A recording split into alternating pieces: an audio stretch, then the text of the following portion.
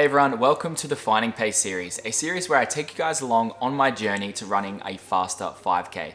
This is another episode of the Training Diaries, an episode where I deep dive into my previous week of training, a conversation regarding all things training, nutrition, workouts, shoes, everything that goes into running a sub 16 5K. It's officially race week. The Noosa Bolt is this weekend, and I couldn't think of a better season opener. I know that is gonna hurt like hell, but I'm keen for it. It's an afternoon race with a forecast of 25 degrees.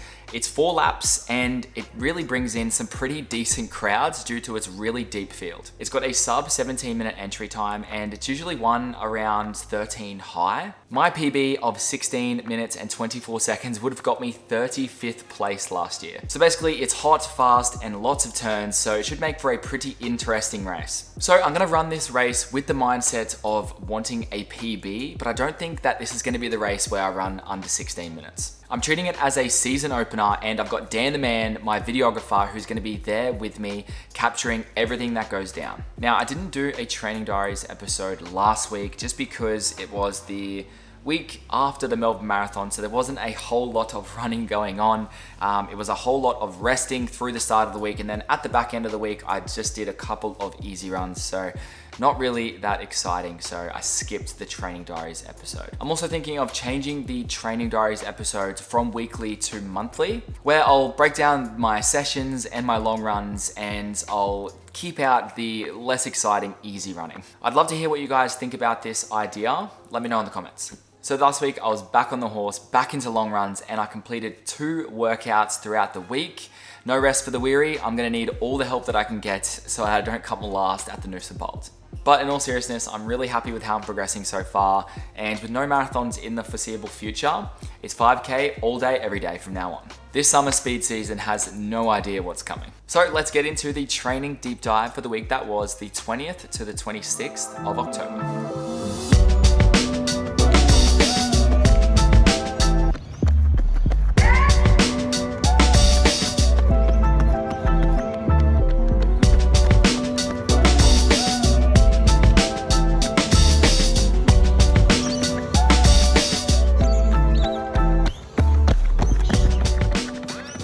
Also, something that I thought was pretty interesting, I put a story on Instagram and I basically asked people what shoes they're going to be wearing for the Melbourne Marathon, and the results are in, and yeah, it was pretty shocking actually.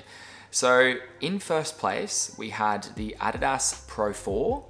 That was with 95 votes. Second place, we had the Nike Alphafly 3 with 84 votes. Then third, we had Asics Metaspeed Tokyo with 56 votes. So yeah, I didn't think that the Adidas Pro 4 would be number 1. I honestly thought that there would be more Asics Metaspeeds in that list. But yeah, I thought that was pretty interesting. So like I said before, I'm basically gonna kick out all of the easy running and pretty much just talk about the sessions, so splits, and then also my long runs. So Monday was an easy run, 10Ks, 4:35s. Now we're moving on to Tuesday, which is my first session of the week. I actually did this one down at the track, and yeah, it was a really good session, so let's get into it. So I did just shy of a 5K warm-up just around the uni, and then we got into the session. So the session was 5 by 5 minutes with a 90-second standing recovery.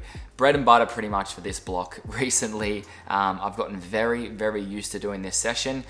This is about 8 days or 9 days after the Melbourne Marathon, so I was still conscious about hitting this one too hard. The effort range for the 5-minute reps was LT2, so usually that is around that 330 per K.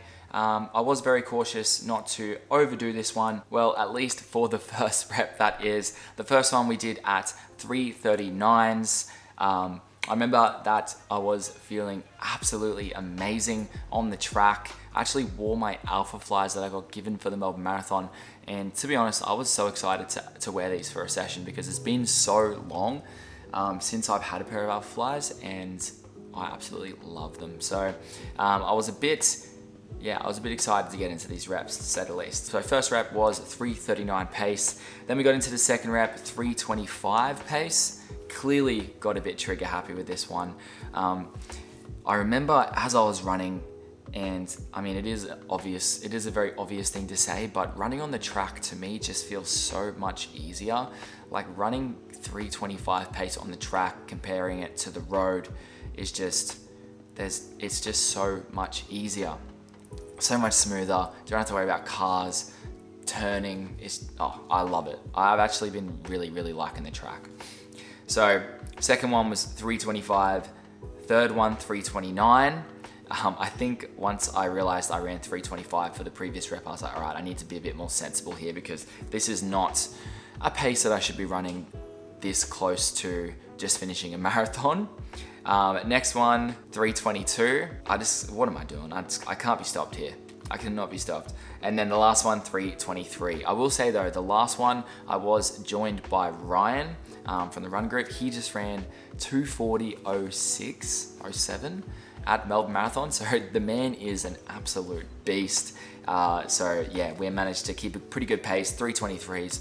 And that 323 felt easier than the previous 322, just because I was running with someone, and just mentally it was just so much easier, which is another benefit of running with people. I wish I did the whole session with people.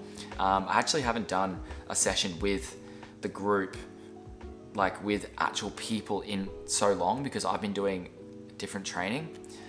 They've all been training for marathons and the rest, so they've been doing their sessions and I've just been flying solo but running on the same road as them. So doing that last rep with Ryan was really, really nice. We did just under a K cool down. So overall did about 7.5K work, around that 325 to 330 pace. So definitely some quality work.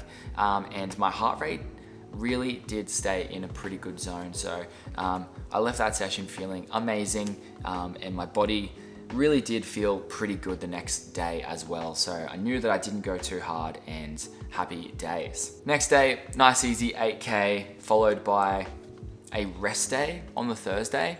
The reason I had this rest day was I went to the gym, I think it was on Wednesday, and because I was feeling so good, like I just said I was, even after that session, I went pretty hard in the gym and smashed my legs with Hayden.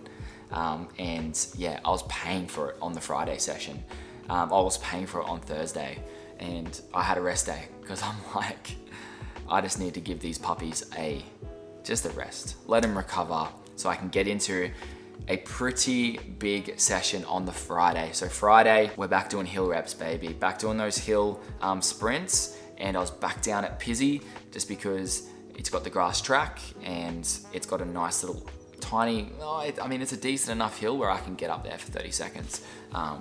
So it's got everything that I need, but these sessions unfortunately always end up being solo. So the session that I had, this is a progression from a session that I've been doing pretty much maybe every 2 weeks, sometimes weekly, in the block.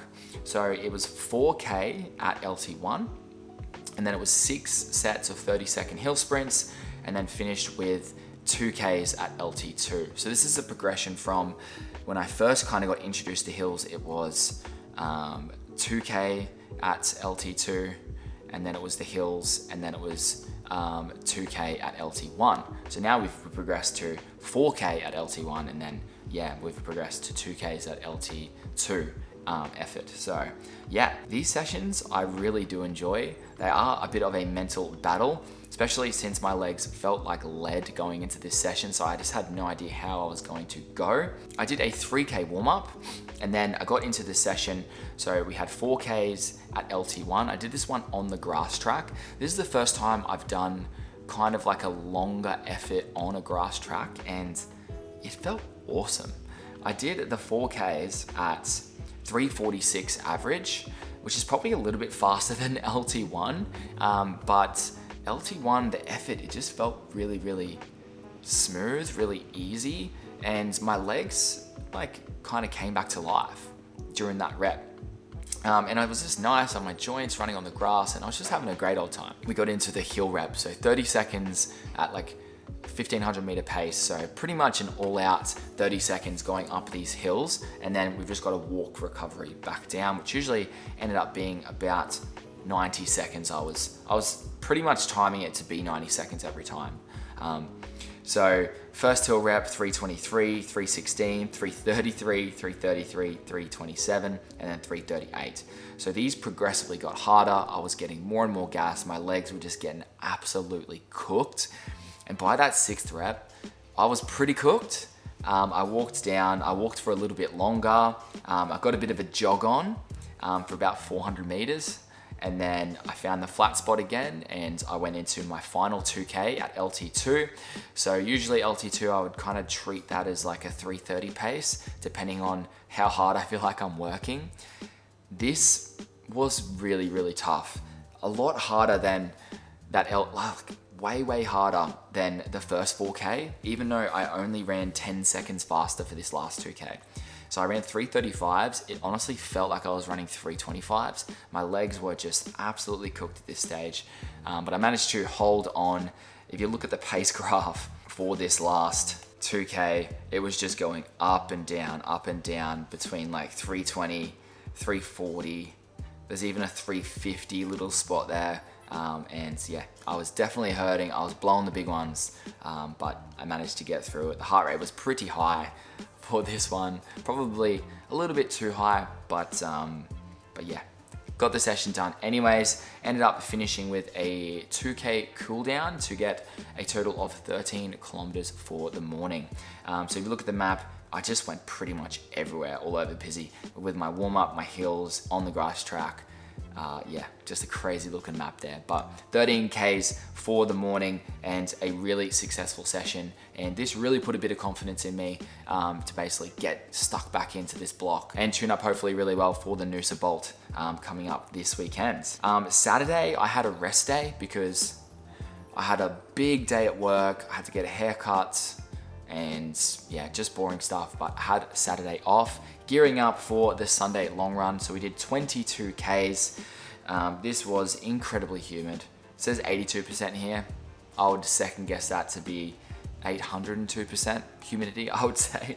But we did 443 average, an hour 45 bang on the legs, and a really, really nice long run. It's good to get the long runs back in again. Well, at least one before I have the race next weekend. So overall, what did we hit for the week of mileage? I actually haven't even looked at it. So in total for the week, we did 77 Ks. So just over 6 hours and 684 meters elevation. Honestly, a pretty good week and one that I think I can be really proud of off the back of the sub 3 at Melbourne just the week prior. So yeah, really, really stoked at that. And this week we've got a bit of easy running. I got a tune-up session on the Tuesday, a bit of a shakeout on the Friday, and then Saturday afternoon is go time. So the next video that you guys will be seeing should be the Noosa Bolt race day vlog. Cannot wait to get that piece of content out and basically just put myself to the sword out there and just see what I can do. Like I said, it's going to be a season opener, so we'll see what happens. But you guys, I can promise you, I'm going to be absolutely going for it. That's for sure. But now we're going to get into the Training Diaries questions that you guys have sent in on Instagram. This is where I answer these questions as off the cuff as possible. I haven't prepared for these questions and you guys have sent them in. So yeah, let's get into the first question. So the first one is from Jai38. So when did running start getting serious? How do you keep it fun and not PB chasing? Well, I started getting serious in running, I think around 2021 or yeah, around 2021. So just coming out of COVID. And I mean, it was semi-serious. I was definitely running, but I didn't really know what I was doing. I would say maybe it became more serious in 2022. And how did I keep it fun? I feel like when you first start out, it's really, really hard and it isn't really that fun unless you really enjoy doing hard things. But what was fun for me was seeing the progression and like actually being able to go out on an easy run and enjoy it and not feel like I'm dying, and being able to keep up with my friends who are really good at running and being able to hang with them and go on these Sunday long runs and get a coffee afterwards and be really social and just feel like I'm in my element. That's how I kind of kept it fun. PB chasing was a big part of that for me. Like, I really, really wanted to get faster at the 5K. I've wanted to get faster at the 10K. And I feel like getting those PBs is really, really motivating. It's not the be all and end all, but PB chasing was a really big part of it for me. If PB chasing isn't, for you, then I think maybe doing some destination races or just trying to get out of your comfort zone and doing different races that you might not have tried before, even if it's a park run, going to, a destination park run and doing that, and joining a run club and making it more than just about times and make it more about a social aspect as well, I think is gonna make the enjoyment factor a lot better for you anyway. But hopefully some of those examples were good for you, Jai. Next one, we got Charles Bennett. So what's your go if you have to miss sessions? Do you try and do it another day or skip it? Interesting. So it would really depend on how important this session is and if I'm in a really important block. If I'm training for a race and I know that every session is going to be really important leading into this race, I would definitely try and do it on another day if possible. If you're really having to stretch yourself thin to get that session in, then I think maybe you're better off just calling it, not doing the session, and just moving on with the training program. And it also depends why you missed the session. Did you miss it because of scheduling, or did you miss it because you were sick? I think if you were sick, you're better off just not doing the session, focusing on recovery and just getting the next one, being healthy and being strong going into the next session. If it's like a key marathon session, it's hard, because if you miss that Sunday session, then what, are you going to do it in the next week? It's going to be way too much mileage, way too much intensity and volume in that next session, and it's just going to be a snowball effect. So I think sometimes you're just going to have to deal with the fact that you didn't get that session in, and it's not the end of the world. You're just going to have to take the loss, take the L, and move on with it, and keep kicking on with that training plan. And then the last one's from Jack Madements1. So best daily trainer. I mean, that's easy. It's the Neo Vista 2. For me, I literally had somebody comment on my previous YouTube video saying that they tried the Neo Vista 2 and it didn't work for their wide foot. So if that doesn't work for you, maybe look into the Adidas Evo SL. I feel like it's got a wide toe box.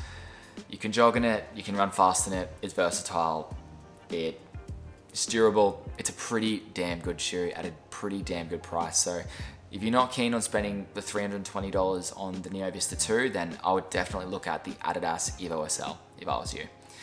But that's going to conclude all of the questions for today's training diaries. I hope you guys enjoyed. Remember to let me know in the comments if you think the episodes should stay weekly, or if you think maybe a monthly recap on all of the sessions and long runs that I've done for the month would be better. So, we don't burn out on the training diaries episodes, and it can be a more consistent thing rather than just being super series focused. For example, like the Finding Pace series, the Ballarat Marathon series, and things like that. So yeah, I just basically would like to know what your opinion is on that, guys. But otherwise, remember to like this video, subscribe to the channel if you haven't already. You're crazy if you haven't. Share this with your friends, really helps me out. And yeah, thank you so much for watching, guys. I'll see you in the next one.